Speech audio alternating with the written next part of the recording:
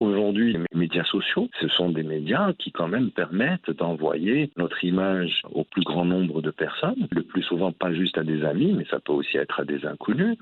Et c'est quelque chose qui permet surtout d'avoir un feedback en termes de clics de j'aime ou de followers ou de ce que vous voulez. C'est-à-dire des gens qui, d'un point de vue par quelque chose de numérique, grâce à ces réseaux sociaux, vont donner un peu leur aval ou leur assentiment ou leur approbation concernant telle ou telle photo, telle ou telle position, telle ou telle posture, tel ou tel habillement, etc. Et donc, si bien qu'on rentre, et c'est là, moi je pense, le vrai sens du problème, c'est bien qu'on rentre dans une espèce de dépendance pathologique à ce que peuvent en dire les autres. Et ce que peuvent en dire les autres va nous conditionner, quelque part, à adopter un masque social, c'est-à-dire ne jamais laisser transparaître le vrai soi, nous-mêmes, totalement et complètement.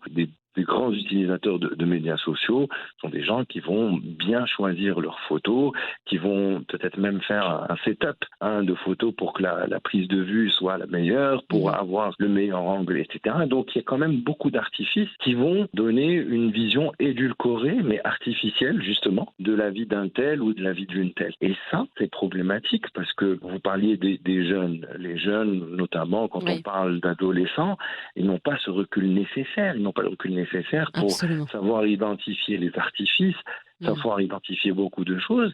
Et il y a une identification totale. Et puis, à partir de ce moment-là, va naître une espèce de besoin ou un désir d'être conforme à l'image de la personne qu'on adule. Ça peut être une star, ça peut être une connaissance vague, mais avec qui on est connecté via les réseaux sociaux.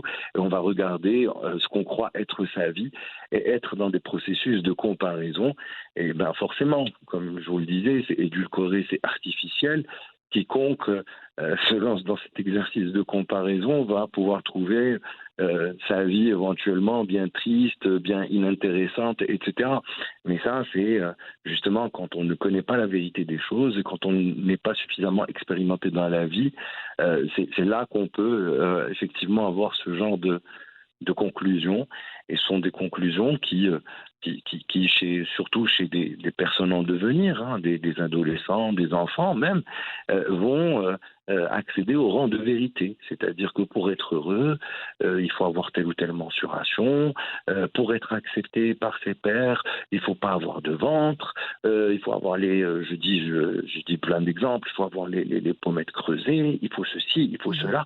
C'est extrêmement conditionné par la culture, et c'est évident.